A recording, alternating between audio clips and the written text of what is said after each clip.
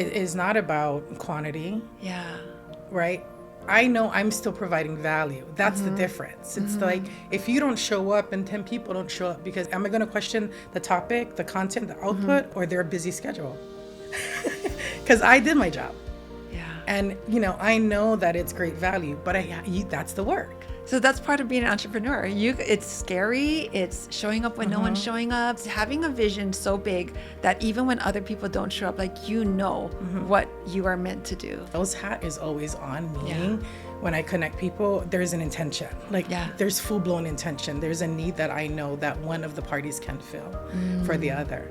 And that's the sales lens I'm always sort of working through. Yeah. It doesn't always come out through messaging because most people are not talking about sales. They're talking about social media. Yeah. And so that's the entry point, Yeah. but it's not the heart Yeah.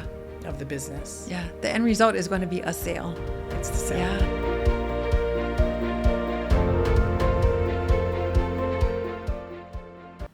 Welcome to the Mapana Read Show. Thank you for having me. Yeah, I'm so excited you're here. I'm so excited to dig into your story and your journey all about Rush Wahine. Yeah. Did you want to share with the audience who you are, how you got started? Sure. I'm Terra Foti. I am the founder of Rush Wahine. We are a membership-based company that caters to women, professionally driven women. When I first started the community, it was my immediate reach, right? All of my hotel contacts, a lot of our hospitality industry, since that was my background. And over the last 10 years, we sort of morphed and have become more entrepreneur-based. And myself too, right? Transitioning from hotel world to entrepreneurship, naturally, Yeah. I will attract myself. Yeah. Do you feel like you built a community because it's something that you needed? Absolutely. Yeah, that's who I speak to, I think. I speak to my younger self, Yeah. my younger local self, like a lot of our local girls here, Yes. just not having necessarily the access or exposure to what this world looks like on our end. And that's definitely who I speak to. That's who I'm building this for. That's who I built this for. Yeah. What inspired you to focus on creating a community for women? So I spent my first part of my career in the hospitality industry, 15 years in hotel sales. My first 8 years in Las Vegas, and just the world of networking, the world. I was just thrown in there, and I loved it. The energy that it brought. It also exposed me to so much more out there: how to navigate the business world, how to connect, how to cultivate leads. Sales is my background; it's my area of expertise, and I know that part of the sales discipline in any business or any company goes hand in hand with marketing and the output of your messaging. Sales is what you do when you succeed at the marketing piece, obviously, and then that puts another hat on. And the networking component just blends all of that together, right? Oftentimes people don't realize that when you're going to networking, it actually is your sales hat that you have on. Yeah. And how you're navigating that community or the attendee list, which Sales is is more everything, important. right? Like, I mean, once you decide you want to start a business, you're in sales. Right. You have to be able to sell yourself, sell your product, whatever you're doing, sell tickets to events, all of it. Yeah. People assume, and I don't know where it comes from, but that sales is just something that automatically happens. Right. It's actually a skill set, right? Yeah. You get trained in it. I went to sales college in the hotel world. Yeah. We call it sales college, and we did shops, and they would call me all the time and test me and to see if I hit my qualifiers, and there's all of these cues that you need to hit in order to ensure that you're converting the leads, right? Because sales is about truly the key behind sales is minimizing the conversion gap of sales. Yeah. It's like, how quick can you get the buy button, work with me button, book with me today, or sign up? Like, how quick can you get that done when you from the output to the conversion? And in your messaging too, like how do you say it without sounding so salesy? Yes, that's the art. Right? Yeah, it is the art. It's the art. Yeah. And that's where marketing comes in. And you have to switch the hat, because sales can be an aggressive role. Yeah. Marketing is so more, almost a softer approach. Yeah. But it also is an opportunist lens Yeah. oftentimes, and it's hard to differentiate authenticity behind that. Yeah. And so often it can be sort of fumbled throughout it if people don't realize that there's really an off button to sales. I always say you should never stop marketing, but you should never stop marketing, but you should stop selling at a certain point, because it's a huge difference Yeah. of like being present versus constantly asking. Yes. Yeah. Oh, and I feel like as a customer, we feel that, right? Don't you always feel when you have that one friend who's always like, hey, you want to buy this one? It's just like, oh my gosh, no, I just want to go out for coffee. Like, I just want to, yeah. And the funny part is, if you just went out for fucking coffee, you'd be fine. Yes, You get the business. exactly. But that's the switch that not Yeah. often everyone can turn off, because again, they're not taking the necessary training or education to strengthen their sales skill set. But it's also the energy you bring too. Like, don't you feel that when someone is so desperate for sales and then they come to you and they're like, you can feel that energy in them of like just wanting to sell. And it's just like, just relax. Sure. Yeah. And I think that just comes from a source of insecurity. They don't have their sales tools. Yeah. Sales tools are so important for showing Yeah. up with confidence. Yeah. Now, what are sales tools? Yeah. What are they? I don't know. What are they? Collateral, Yeah. brochures, Yeah. collateral, business card. I mean, it's interestingly enough, it's all what we call marketing. Yeah. That's your tools, right? Making sure that your product knowledge is your sales tools. Yeah. Understanding who you're selling to is your sales tools. All of that is part of it, but that's a deep dive, and that takes work. Yeah. And if today's fast-paced digital space, we're getting sales, social media and sales and marketing really convoluted, and there has to be much more clarity in that space too, in order to equip the business owner today in understanding how to actually move that needle. Yeah. That's where I focus on probably the most in my community, is try to share how I get my members converting, how we get revenue in their bank account, how we can capture sales, how we connect the dot, whether it's a direct connection with a personal contact of mine who I believe will be beneficial from a business perspective, and not necessarily, and it's on point, right? I mean, that's my sales hat is always on, meaning when I connect people, there's an intention, like there's full-blown intention. There's a need that I know that one of the parties can fill for the other. And that's the sales lens I'm always sort of working through. Yeah. It doesn't always come out through messaging, because most people are not talking about sales. They're talking about social media. Yeah. And so that's the entry point, Yeah. but it's not the heart Yeah. of the business. Yeah. The end result is going to be a sale. It's the sale. Yeah.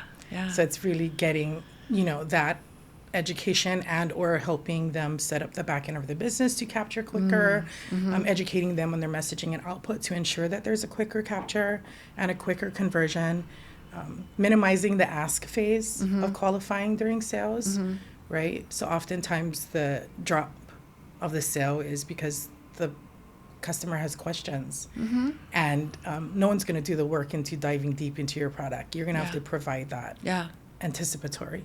Yeah. And I think that's like a steady pulse in that. Rush Wahine for me, even though I networked co-ed my entire career, when I left the industry and started Rush Wahine, the focus for me to work with women was because I wanted our events to remain authentic. And what I mean by that is I wanted to always have a supportive lens and educational lens and empowerment lens, but it's always still business. And when we're at co-ed events and there's alcohol involved and networking trips, that changes sort of the roadmap and pathway, and that's why the energy of the event changes. Yes, and I've been there. I'm an attendee. I'm a lifelong attendee. I've mastered that space. I mean, being a woman in business, being a woman in sales, it is, you got to be very mindful how you approach, how you present yourself, and all of that. Oftentimes, it doesn't allow us to really show up as our true selves. because we have to put on our hat that actually protects us in those spaces. Yeah. And Rush is a total safe space for us to just be naked, vulnerable, and share all of it unabashedly. And I think when we have that core community of women, that just feeds it more. Mm-hmm. It's not better, it's just different. Yeah.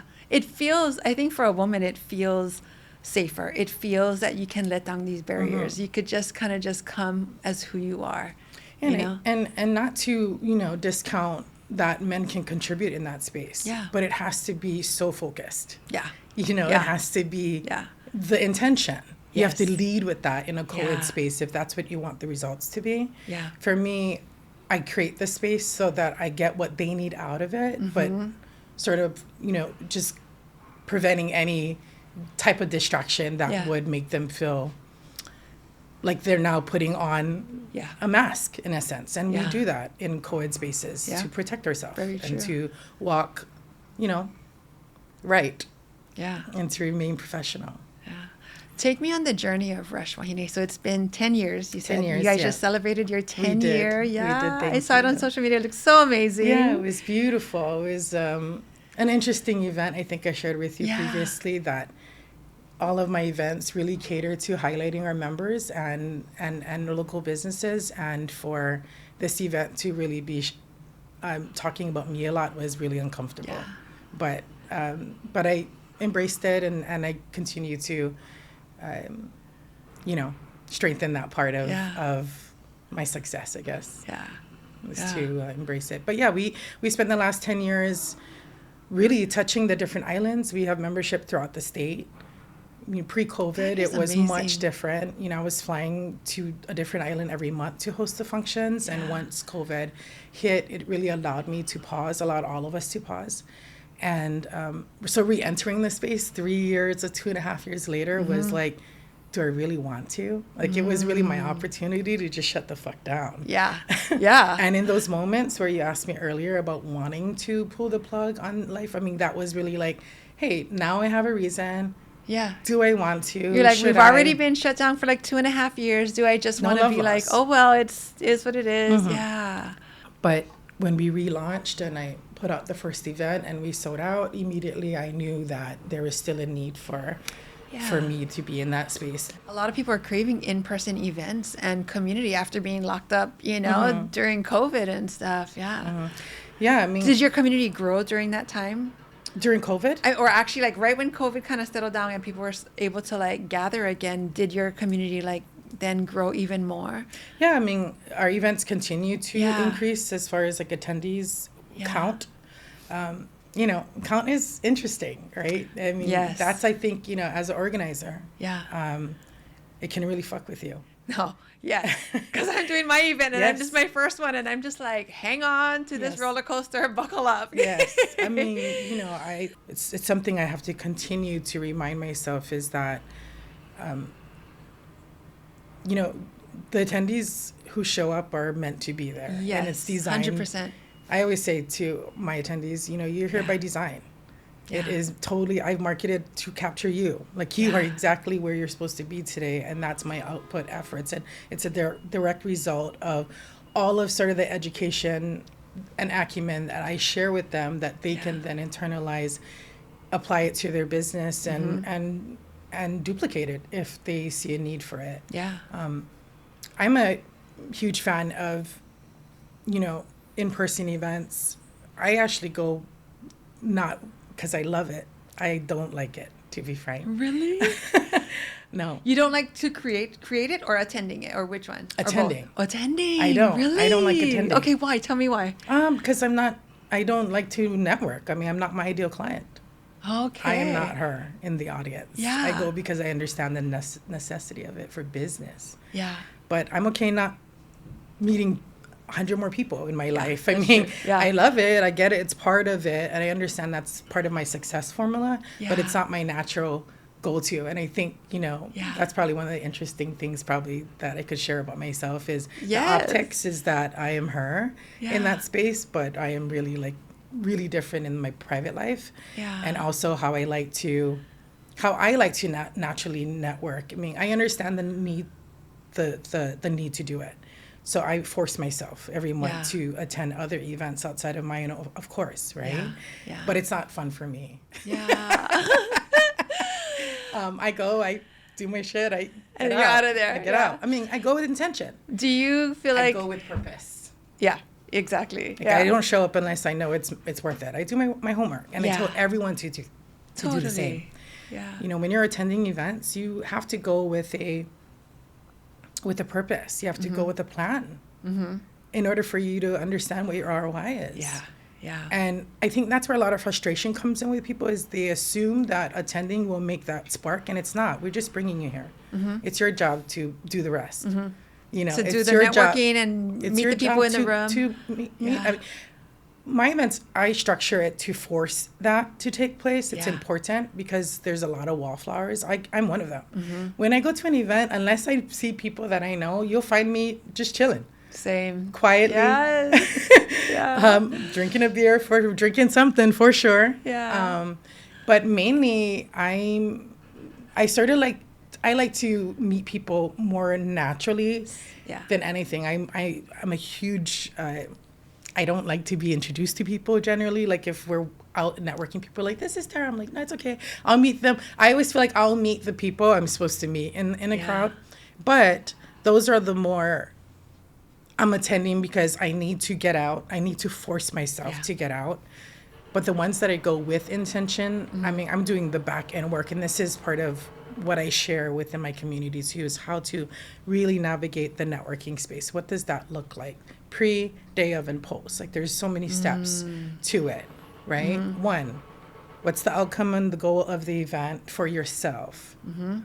Understand who the attendees are coming, and even if it's not, then understand the host and look at their past things and understand what their output and how you can work with them.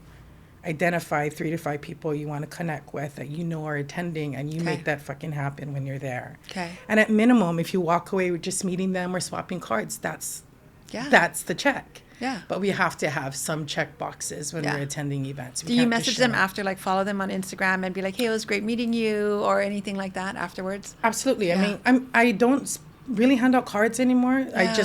We do the follow naturally, and that's part of what we all should be doing in order to help boost our feeds.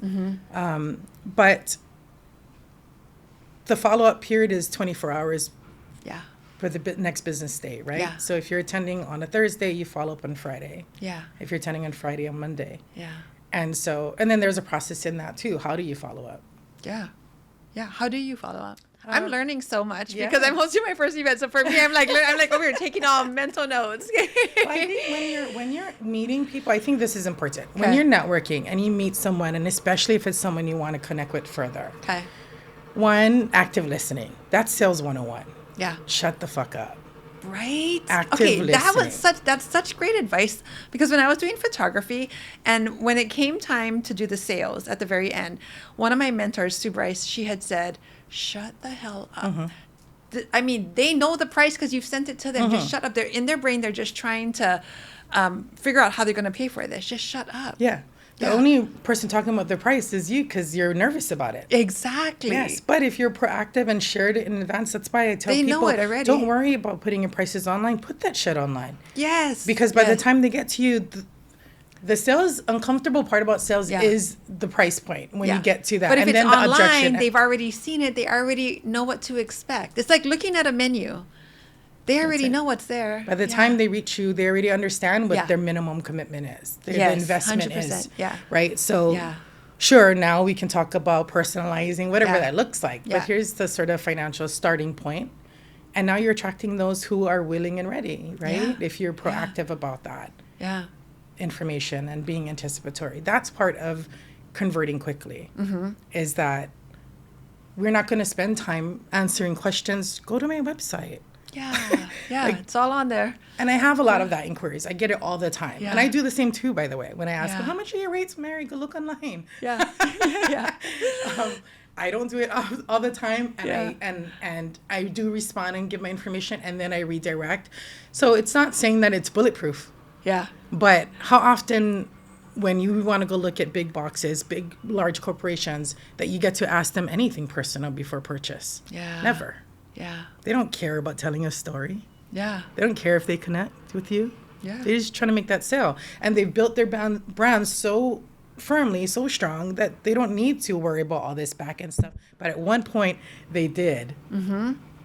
And so, this is the build for so many of us who are leading to whatever their tomorrow is, for sure. It's the journey. Yeah, it is the journey. Yeah.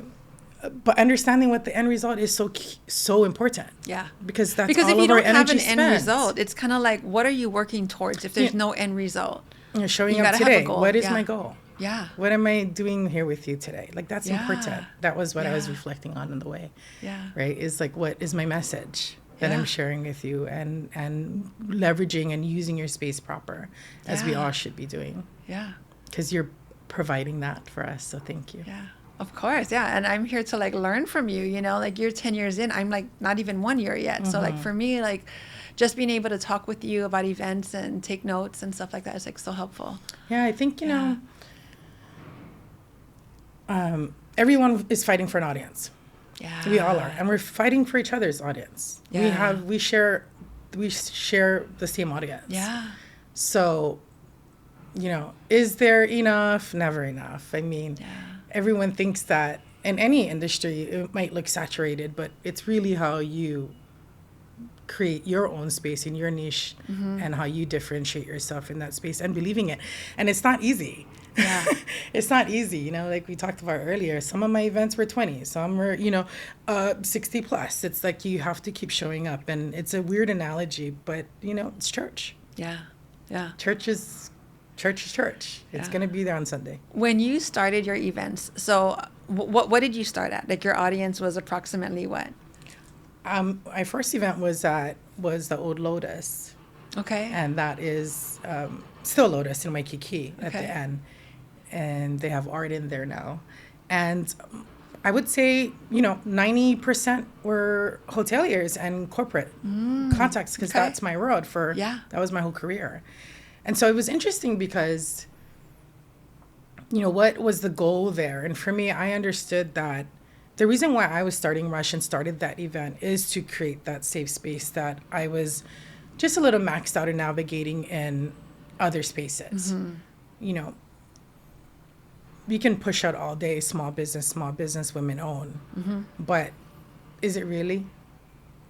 Right? And making sure that it is a women-only event is important. I've had to refund many men and show up, and men are there. And I've had to, mahalo them and thank them and But your explain messaging to is so them. clear that it's Rush Wahine in the title itself. You know what I mean? Yeah. Yeah, but so is so many others. Yeah. I mean, look around, right? Yeah. I mean, women, anything in the title. There's a lot of still co-ed, going on there, and that's fine. Yeah. Because their support, in my mind, it's not saying that, oh, no men. Their format is, maybe the men are there to support the women. That's great. Okay. We're not saying that it has to be. I just realized for me that I wanted to ask the real questions in a smaller, more, comfortable spot instead of the panel. The panel is great.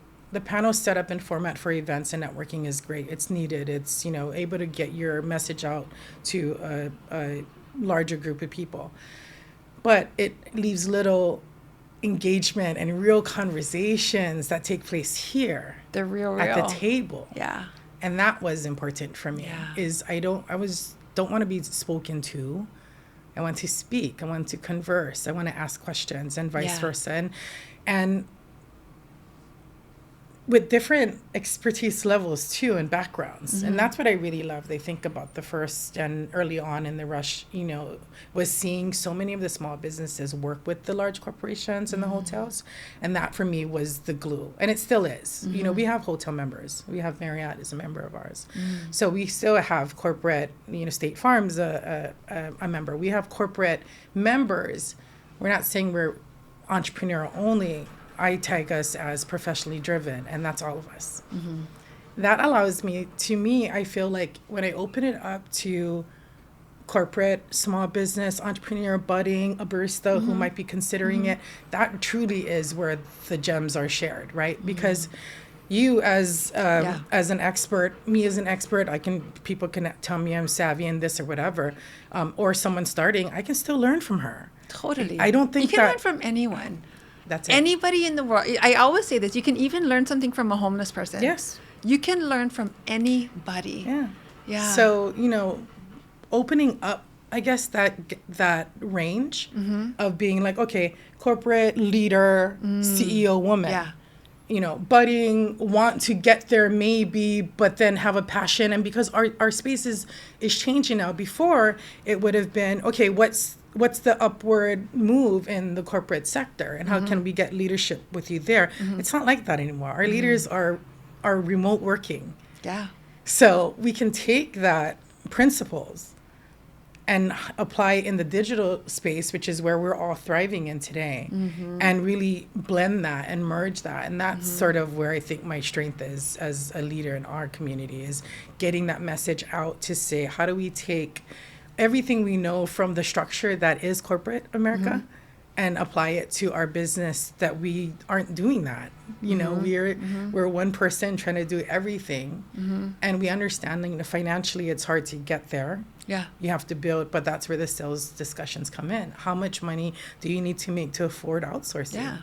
And then if you need to make X amount of sales, then the discussion is, how do we make those sales? Yeah. So it always comes down to the bottom line. Yeah. It's and that's where your community comes in, that there's people within the community that can help you. There's this person is an expert in this person's an expert in that. Yeah. Or just by failing too, right? We're not talking about wins all day. Yeah. It's more real life shit that we all have to deal with, so Yeah. that you don't have to. Yeah.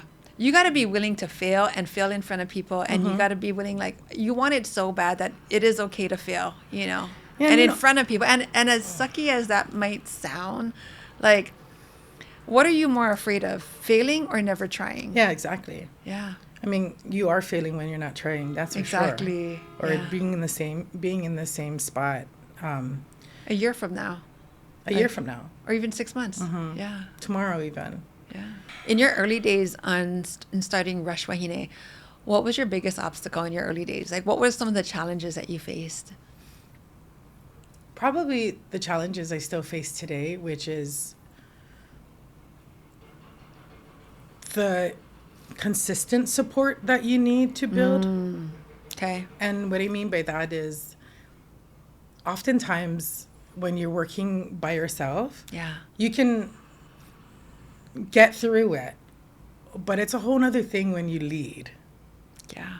Because everything's on you. Yes. Everything. Yes. Yeah. And so including your credit card. You have to put all that down to create events and do all the things. Risk. Yeah. That's the business risk. It is. That's the business risk you gotta be willing to take. People ask me all the time, how the fuck do you do this? I've never got funding. I'm self-funded for the past 10 years. All of my events have been out of pocket. Yeah. I've been able to, ahead of time, and then, some plus minus at the end, whatever whatever it looks like at the end. Yeah. But you have to be willing to take that risk. Absolutely. Yeah. I think one of two things, what has helped me get there is that I've taken the risk every single time from the first time. Your first risk Yes. that you had to take. How was that for you? That was the event for sure. It was nerve-wracking, my first event. And that happened in year what for you? Year 1 or year 2 in the very beginning? Of my entrepreneur journey? Or during for Rush Wahine? Yeah, 2014. So it was before even membership started. Wow. So membership is 10 years, but our event started a year before. Okay. So for almost about 8 months, I ran events, and that was just how I started. Wow. With no goal as to what Rush Wahine was going to be. Okay. Rush Wahine, the name was starting from the first event, where I figured, okay, let's rush after our business, rush after our goals, and I want to work with women. So Rush Wahine was the event name. It wasn't a company name. It was just what was the first sort of marketing behind that. And my husband was a huge catapult for that. Yeah. Catalyst for that, because he is the one who encouraged me to do it. I came home from another women's event and was feeling like I watched and I was a spectator. And you didn't feel like you. Yeah, I know exactly what you mean. Yes, because You're just watching. That's it. Taking notes, watching, taking notes. But there's no like conversation. Yes. Exactly. Yes. And I understood that. Okay. Because then you feel like you could have watched this on YouTube or something. You know what I mean? Like, well, what's interesting is the fact that I had a different lens after my career of networking was interesting, right? Because I knew what to do in that space. So why was I feeling unsatisfied? Yeah. It was because my needs were different. Yeah. I wasn't representing a large hotel anymore. And finding my friends and drinking and hanging out. Like, I needed to convert. I needed to get business. And then I needed to really ask real people how they're doing this, how they've done this, or how do I do this? And that to me was the biggest lack in the larger scale networking events. And I knew that I could blend that. I knew that I could have large events and still bring it all the way down to ground level where we're sitting on the floor talking if we need to. Yeah. Like, with the speakers, with absolutely. you, asking questions eye to eye at the table. Exactly. Yeah. And I love the format. Part of the event coming up, one of the days is our panel, but our panelists move to tables. I mean, I bring them, I humanize the process. Yeah. Right. So we look at, everyone looks like it's a celebrity thing too, right? We all look at like these people on panels and be like, oh, they're the experts. They need it too. They need the discussion too. Yeah. She needs it too, and I needed it as well. And when I came home from the event feeling like, okay, I just sat through yet another talk. Yeah. Like a TED Talk. Sitting at lunch with a bunch of people who we did not need each other's business. Yeah. Now I'm just filling a seat. Yeah. That to me is not the best use of my time. Yeah. And as a business owner, time is everything. And so my needs were different. And I realized I needed to create something that filled my needs. And those who were like me out there that needed that type of support, conversation, realness, honesty, and access. Yeah. How have your needs changed from then to now within the 10 years? My needs as a business owner has changed not much. Yeah. The company itself has changed because my hat's different from when I first started, for sure. But my needs are still the same. From a support standpoint, I'm constantly learning new things now because my sources are different. Okay. That's probably the best way to put it. Okay. Because so much of us are relying on online now as being the educator. Oh, because 10 years, online stuff has changed so much. It wasn't there. Yeah. It wasn't there. Yeah. So for me, Instagram, all of that stuff. One of the biggest things internally that has changed is that I've been able to offset my in-person events and move us online and keep the engagement there that's needed and the education component of our arm.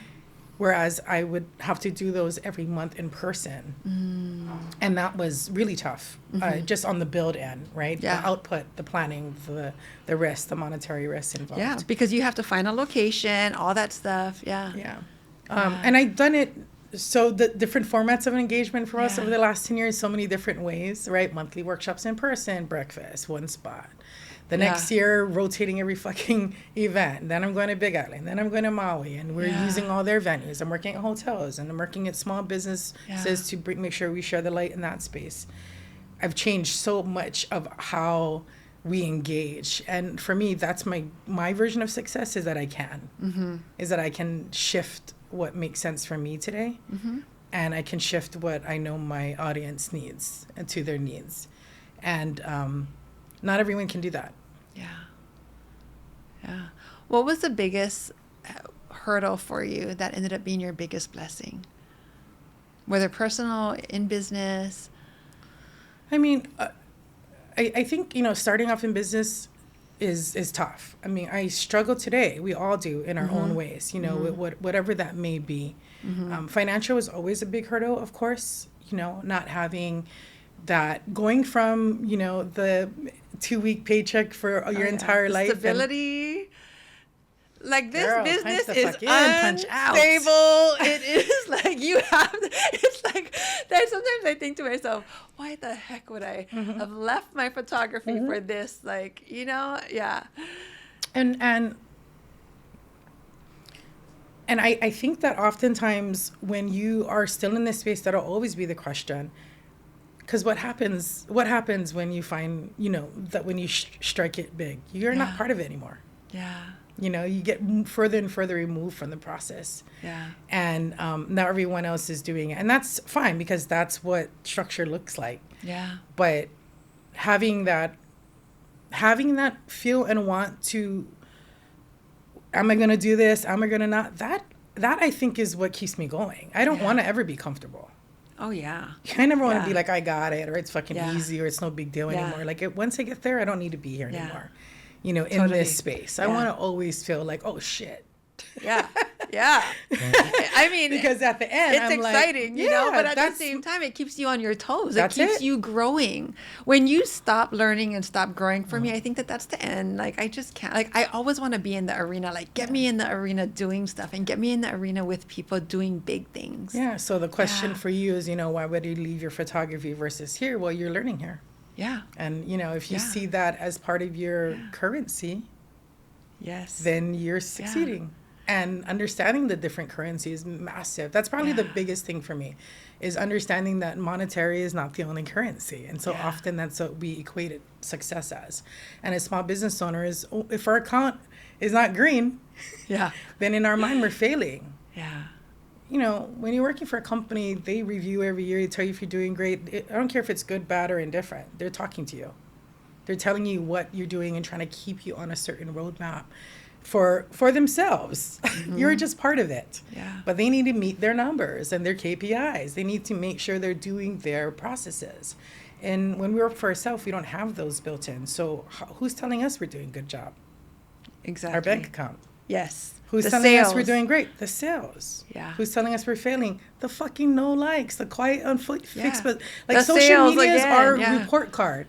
Yeah. Our bank account is our report card. It's as like, am I business doing owners. this That's right? tough. Yeah. It's very tough. You have to understand the different currencies in order to realize that, there's not one form of anything contributing to that bottom line that's making you feel good. You have to understand the different types of joy that you can spark throughout your everyday engagement in what we do today. Like, in order to keep going, you have to understand that, okay, this is good. Yeah. Even though it's shitty, it's good. Yeah.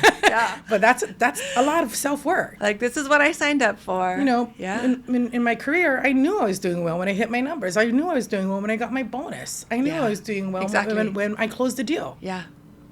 But how do you know that now? It's just like when my community is growing, when my followers are growing, when people are buying tickets to my events. That's how it feels. That's how it feels. Yeah. Yeah. And but there's nobody there that's going to clap for you. There's nobody there that's going to tell you good job. I always say all this, me being busy, that's self-induced.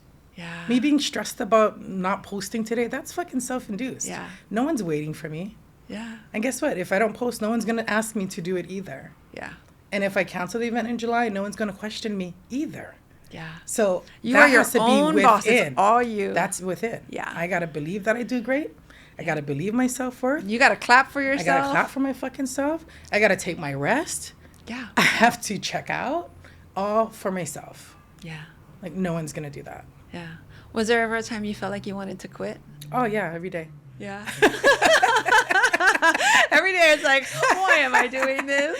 I shouldn't say that. I think because that's the human side of me again. Yeah. It's like, am I doing enough? I posted something the other day that talked about founder's guilt. To me, it's like equivalent to mom's guilt. I can never do enough for my son. I wish I could go back 10 million, occurrences and redo shit all over again. Yeah. From my recollection of what it seems. We have different memories and pillars that were concrete memories for us with him growing up. But I know there's so many things I wish I could have done different. And I feel like that in my membership to my community. Like, I want to do more. Am I doing enough? Am I giving enough value? Am I providing enough for my members? When they pay me every month, is it worth it for them? Mm-hmm. I have to feel good about my output. Mm-hmm. But it's not easy, for sure. And that's why it's like, for instance, all right, let's pick this topic and talk about it. No one fucking shows up. Well, what the fuck? Did you need that or not? Because I remember when I pulled it, you said yes. Yeah. Yeah. I remember when we talked about e-cigarette. I swear a lot, sorry. I remember when we talked about it, you're like, that sounds great, sis. And you weren't there. Yeah. So like, what the heck? Because and I showed up. Where were you? And that's where we have to understand that. And what I've had to come around to understanding in my community too is I want to be here when they need me and when they're ready to really absorb this information. Because not everything's applicable right now. Yeah. You know, social media, leveraging, negotiations, all great topics. Yeah. But if you're not utilizing right now in whatever you're dealing with, you're going to have, that's something you're going to have to come back to. And it's just like school. You learn in school, not everything's applicable, and sometimes it kicks in. Yeah. And I have but to at least they realize. know when they need it, it's there for them to come back to. Yeah, but it's not easy to keep showing up. Exactly. Right? As the person who has to show up when no one else is showing up and talk about the topic, and there's no one else on the other side. But I think that today's world, what's allowing us to not waste those moments are the opportunities to recycle our content, right? Different platforms. For instance, if this was all you did today, you could spin this shit 50 times. And, you know, I have to believe that, okay, if I do a workshop, I host a workshop and 1 or 2 or 10 or 20 show up, I can still spin that content. Yeah. It's not a loss for me. Yeah. I'm still educating. I'm still sharing my message. I'm still providing value. You're still doing what you need just to weren't do. available. Yeah. But here it is for you, post. Here's the replay for Yeah. when you're ready, for when you need the topic, when you need the education. Yeah. So, But as the person who's showing up, it feels almost as like, what am I doing? Like, you know, is this worth it? Like, if you show up and no one else shows up, there's times, do you feel like... that's my point. Yeah, is you it know, worth that's it? the point is that it is not about quantity, Yeah. right?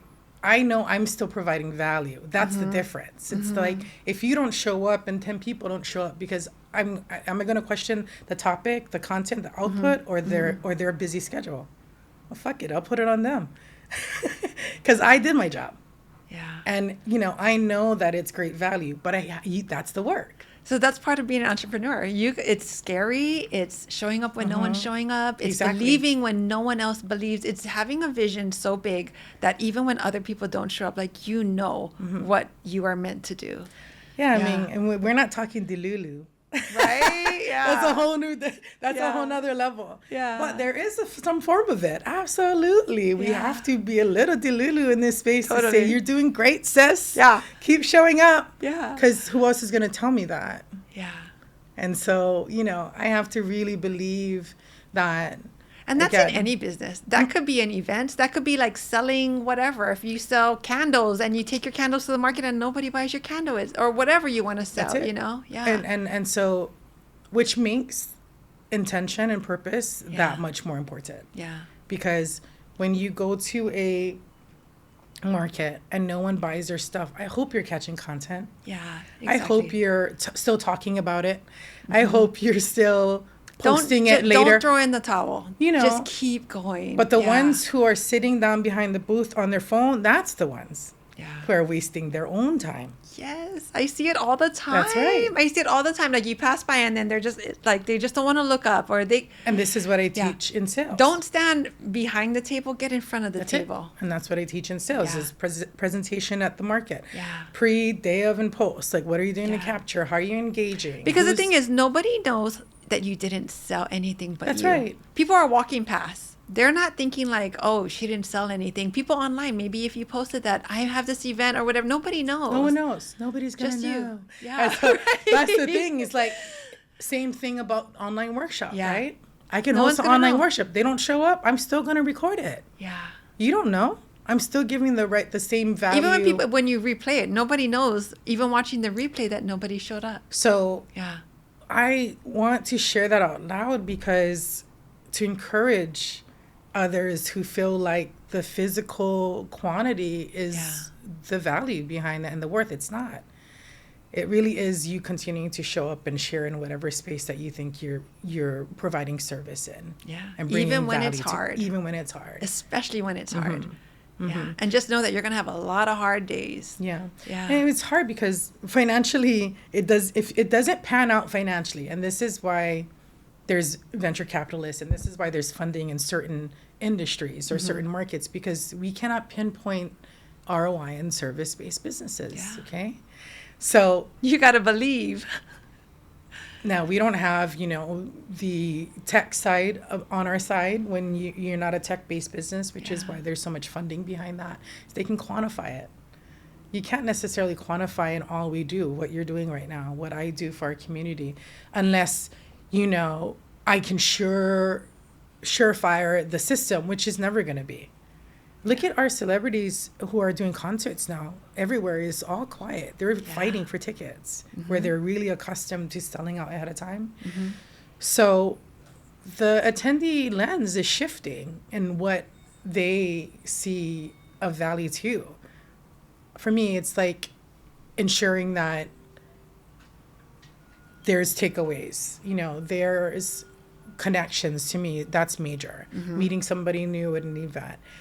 But only you can determine what the success is. That's why the preparation is important. It's key. Because walking in, meeting 5 people, shaking their hand, but not meeting someone that you targeted with potential partnership is a loss. Yeah.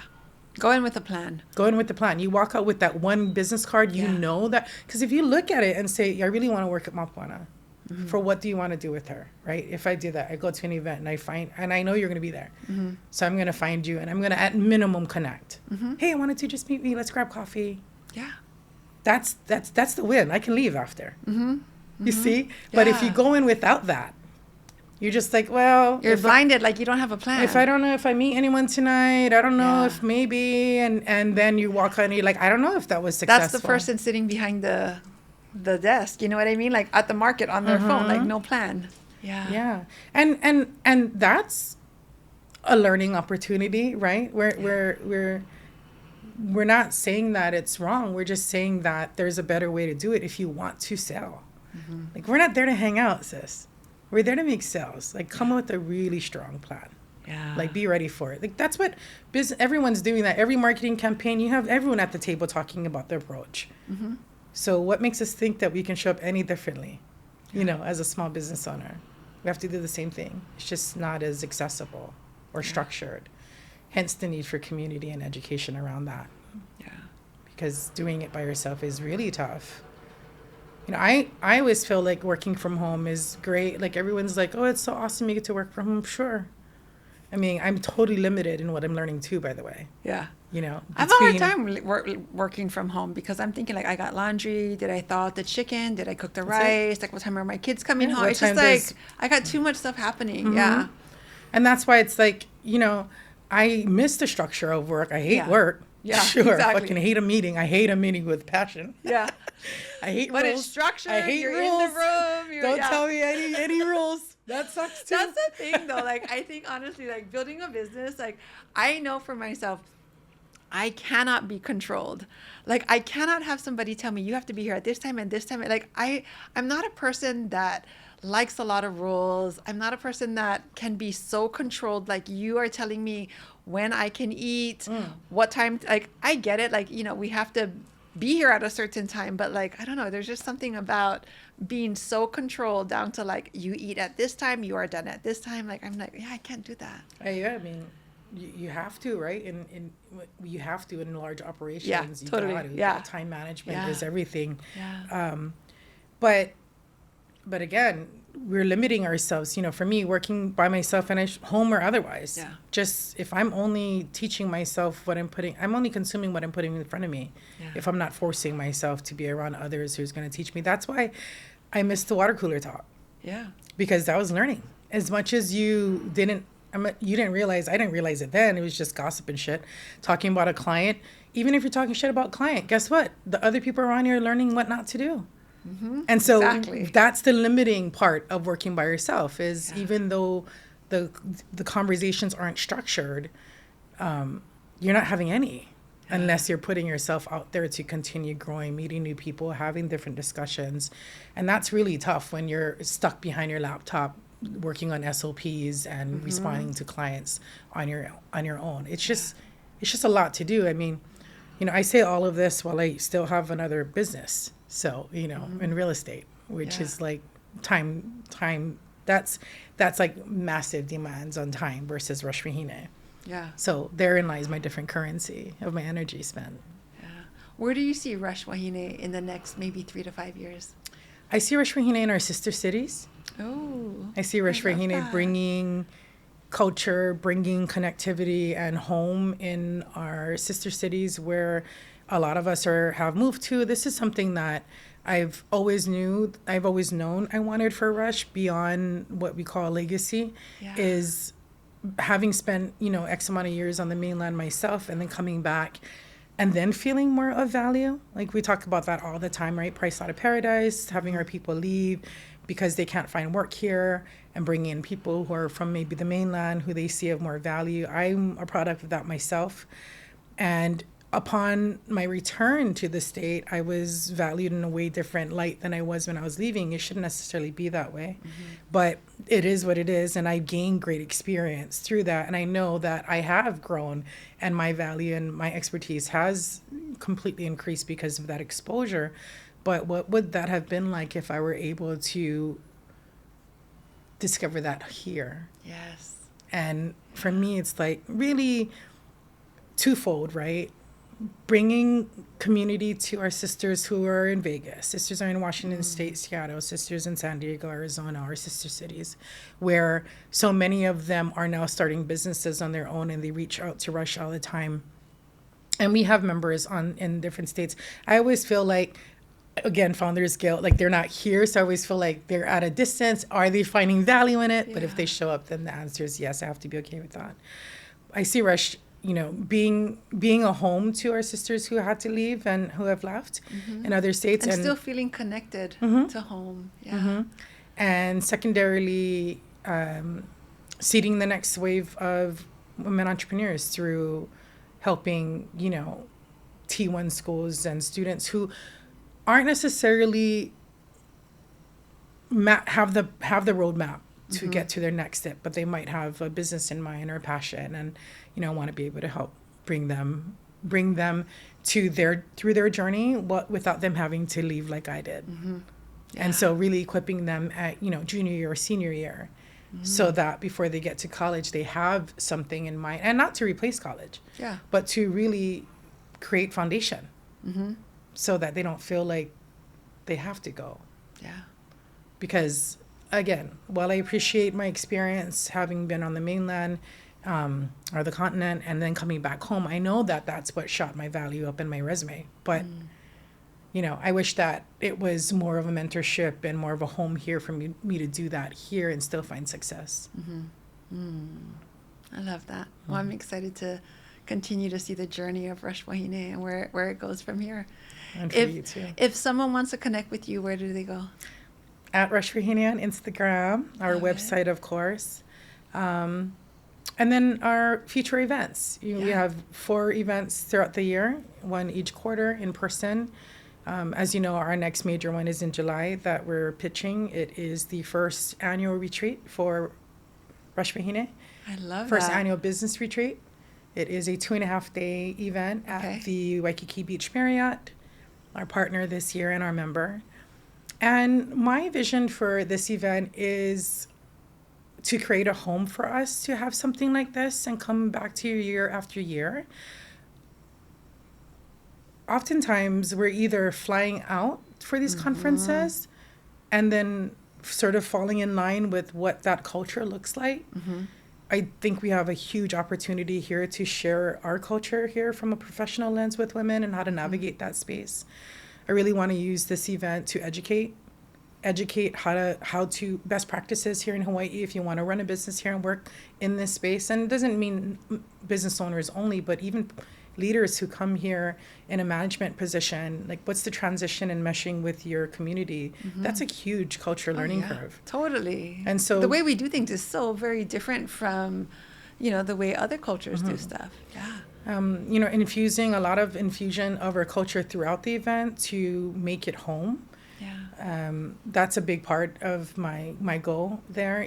My background in our culture stems from my childhood, hula and all of that. And while I'm not like a practicing dancer today, it's always home for me. Yeah. And I think it's important, yoga versus hula from a activity standpoint, minor, small things like that create unique, that really shine the light on what's different about us in a productive way. And I want us to be able to explore our backyard without having to feel like we need to go to the to fly out in order to have a lanyard on or have a big production show. Like, we can create that here, minimize our spend, still create such a great ROI and experience for our attendees, great jam-packed with value, with great speakers who are living and working here and already succeeding in that path and still learning. And I just want to recreate that, understanding that I was an attendee for years and years in this space, right?